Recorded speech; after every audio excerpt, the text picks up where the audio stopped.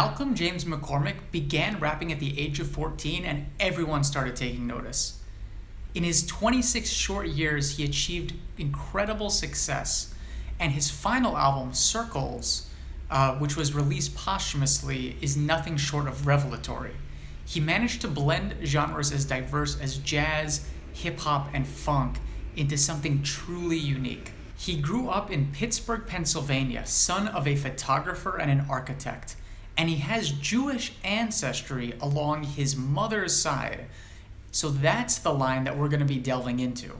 I'm Yona Paley, and I believe genealogy is fun. And on today's episode, we're going to be taking a look at the matrilineal lineage of Mac Miller to see where his family may have come from.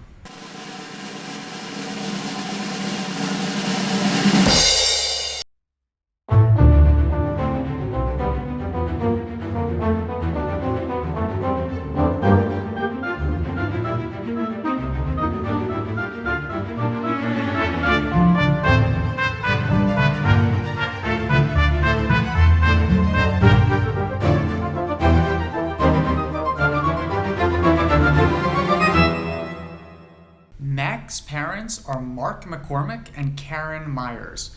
Karen is an extremely talented portrait photographer who runs her own photography website. Her parents were William Theobald Myers and Marcia Ruth Miller. Marcia, who is 93 years old, also grew up in Pittsburgh, and as we're going to see, that branch of the family actually resided in Pittsburgh for pretty much the entire time after they immigrated to the United States. Mac always said that he chose the name Miller because of his brother, Miller McCormick. But seeing that his grandmother's last name was also Miller makes one wonder if maybe that had something to do with it as well. Marcia's parents were Harry Irwin Miller and Esther Wimmer. Esther was the daughter of immigrants from the Kingdom of Hungary who had emigrated to the United States in the 1890s. And Esther's father, Joseph Wimmer, worked in the steel and iron business and ended up working his way up to president of the company that he worked at. Quite a number of people in the Wimmer family came to Pittsburgh, although I'm not entirely sure where in Hungary the family came from. However, Esther's mother, Fanny Stern, I do have a pretty good idea of where her family came from. And since we're researching the matrilineal line, this is excellent. You see, Fanny had 3 brothers living in the United States as well, and one of them was named Isidore.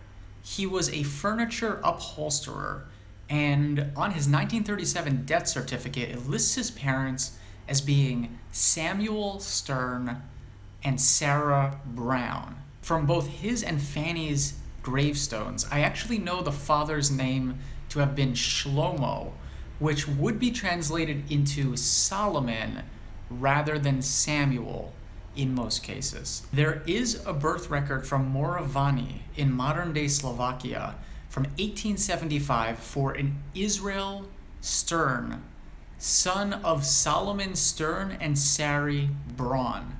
Now, I had assumed that Brown was probably something like Braun anyways, so this was a good lead. The couple appeared to have lived in Chaturyawihe district in Semplin County. For a while, I struggled to figure out whether the family could have been from this region of Slovakia, but I was striking out and not finding any sort of records tying the Stern family into any specific region of Hungary or Slovakia. That is, until I discovered a 1909 passport application filled out by Fanny Wimmer for her daughter. And on the application, she had to fill out when she came to the United States, which she lists as being around 1890. And it also says where she came from, which was Semplin, Hungary.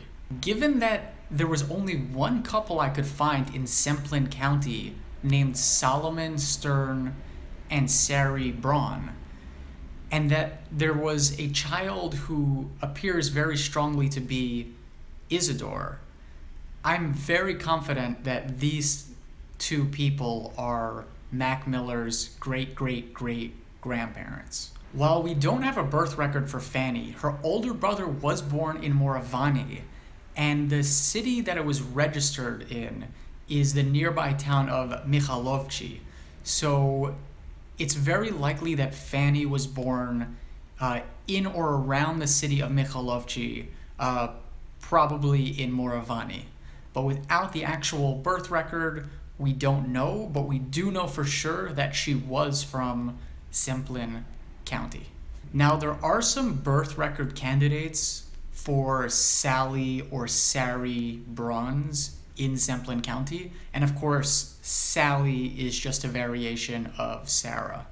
But there isn't enough information to determine which of these, if any, is the mother of Fanny. So for now, we're not going to get any further back than this region. But if Mac Miller's mother or grandmother wanted to try to trace this back further, this would be a prime instance where taking a DNA test might be a really good idea. Maybe even an empty DNA test, which would trace the direct maternal line. And that wraps up this video on the family of Mac Miller. If you liked it, please be sure to give it a thumbs up and subscribe to the YouTube channel. As always, I'm looking forward to bringing you more videos about famous Jews, as well as tips and tricks that you can use in your own genealogy research. So thank you for watching, and we'll get you next time.